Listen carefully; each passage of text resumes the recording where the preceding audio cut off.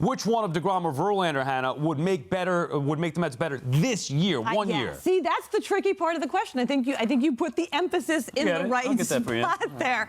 Because you're right. Overall, I'd want to have deGrom, but I think when you're talking about the guy who's coming off the Cy Young Award-winning season, it's tough to say he's not going to make your team better.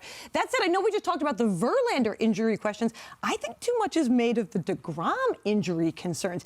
If you sort of lump together 2021 and 2022 and say, what would it look like if deGrom had missed a full season and then pitched a full season, I think we'd feel a lot differently about those sort of injury concerns. And so I think it's still deGrom. Yeah, the difference there is that deGrom has had these kind of like minor aches and pains dating back really to 2020, and then earlier in his career he had some stuff too. So he's younger than Justin Verlander, but I do think the physical concerns are warranted. But if you're asking me who makes the Mets better right now, I still think it's Jacob deGrom. I have to go with Jacob deGrom. We've seen his ceiling. We see what it looks like. It's the best pitcher maybe of all time when he's at his absolute best. I know it sounds crazy because Justin Verlander did just win the Cy Young Award, but I do think at both of them at their very, very best, Jacob deGrom is a hair better. I 100% agree. And I think when you look at deGrom's injuries, you're looking at scapula, you're looking at elbow. It's not like he's re-injuring the same thing over and over again. So this idea that he's injury prone, I think, is taken a little bit too far.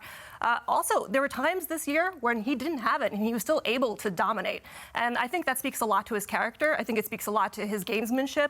And I think it speaks a lot to his ability. That's why I won the mound. At his best, he is the best. Yeah, at his best, Laura, to your point, nobody can touch him. And he wasn't at his best, whether it's that Braves game, whether it's the wild card game. He's still better than most. We saw Verlander in the World Series. When he was going wrong, he got beat up. Not to take away from Verlander, but deGrom's done it here in New York. He's done it at a level where very few have gotten to.